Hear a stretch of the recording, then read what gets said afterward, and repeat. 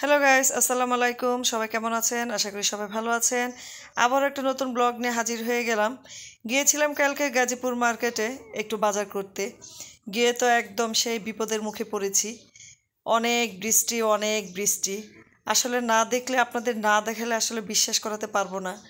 মাত্র 10 মিনিটের মধ্যে রাস্তাঘাটের এমন অবস্থা যে আসলে আমি নিজেই বিশ্বাস করতে পারছিলাম না। আমার ছেলে তো বলতেছে, আম্মু দেখো তোমার গাজীপুর শহরের অবস্থাটা কি। দেখেন, আপনাদের একটু আমি দেখাচ্ছি।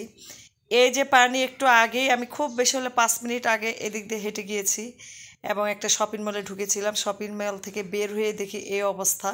মানে মাত্র 10 মিনিটের বৃষ্টিতে পুরাটা রাস্তা, মানে মনে হচ্ছে হাঁটু সমান পানি। এই যে আপনারা দেখতে পাচ্ছেন, ওখানে প্রত্যেকটা বাইক রাখা আছে। ওই বাইকগুলো, প্রত্যেকটা বাইক এখন পানির নিচে। আসলে শহরের অবস্থা এরকমই হয়, যেটা আপনার না দেখলে বিশ্বাস করা যাবে না। শেষে অনেক কষ্ট করে যখন বৃষ্টিটা আসতে থামলো, তখন আপনার আসার আর সুযোগ পাচ্ছিলাম না। মানে পুরোটা রাস্তা মনে হচ্ছে বন্যা কবলিত এলাকা হয়ে গিয়েছে। তখন আস্তে আস্তে শিববাড়ি মোড় দিয়ে ওদিক দিয়ে হেঁটে গিয়ে তারপর রিক্সা নিই। তারপরও তো কোনো গাড়ি আসতেই চায় না। মানে কি যে একটা বিপদে পড়েছি কালকে শপিং করতে গিয়ে, সেটা আসলে ভাষায় প্রকাশ করার মতো না।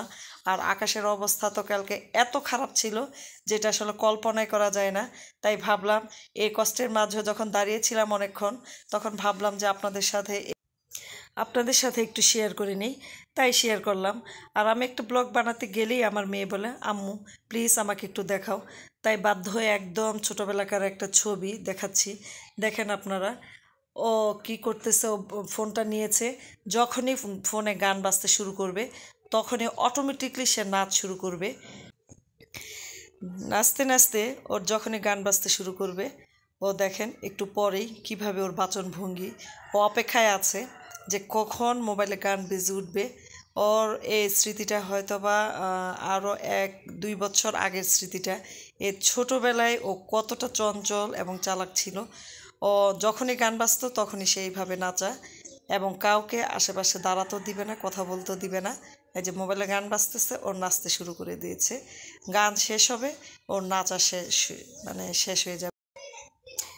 এত বৃষ্টিতে ভিজেও আমার ছেলে মেয়ে আসলে এখন খেতে যাবে। আর সেটা কোথায় খেতে যাবে? গাজীপুরে যারা আছেন, যারা থাকেন, তারা নিশ্চয়ই চিনবেন। সেটা হচ্ছে কস্তুরী হোটেল। ওখানে আমার মার্কেটে যাওয়া মানে আমার 2 ছেলে মেয়ের খুব পছন্দ। কস্তুরী হোটেলে যাবে এবং ওখানে গিয়ে গ্রিল খাবে। আমার ছেলের তো খুবই পছন্দ গ্রিল, এবং সেটা অবশ্যই কস্তুরী হোটেল হতে হবে।